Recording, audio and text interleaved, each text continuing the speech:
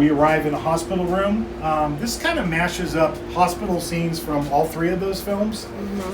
This is more 3 in terms of the guy on the table in the emergency room with all the chains tearing into his flesh. On the TV monitor, we see Pinhead as we walk in the room.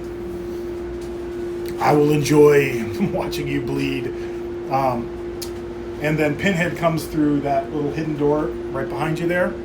And then we do a UV effect for the tiles to begin to glow like they did in the second film. And then behind the hospital screen is Frank. Frank comes out. Frank sans skin. So head to toe sans skin. He has no clothes. He's completely skinned head to toe. And drives you into the next scene. With all the patients, with the puzzle boxes and the chains tearing into their flesh, what happens is the doors open and then he comes floating into the room being suspended by that giant tentacle thing that's attached to his head and hellbound to Hellraiser 2. He comes flying into the scene and says, "The doctor is in." So, all of this just for that one moment.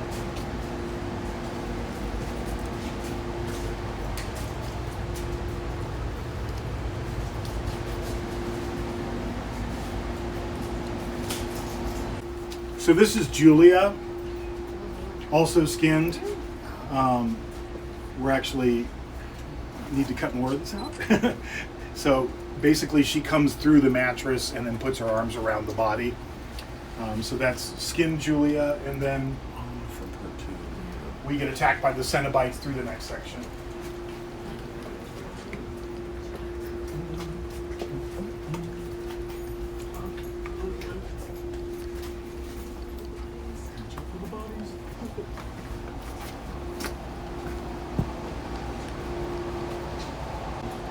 So when you come to the scene, the last thing we got to do is put the bodies on the slabs and cover them with the sheets. But this is a mechanical effect being controlled by a performer offset, so the carts track out. And then Frank is actually behind the mirror. The last thing we do in any house is blood.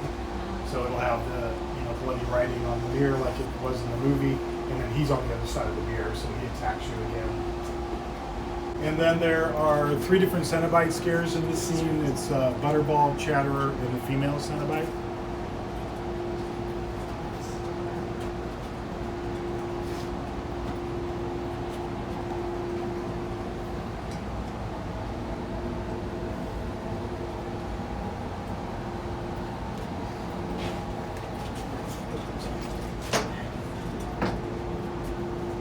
Oh, there it is. Oh. That's awesome. Very.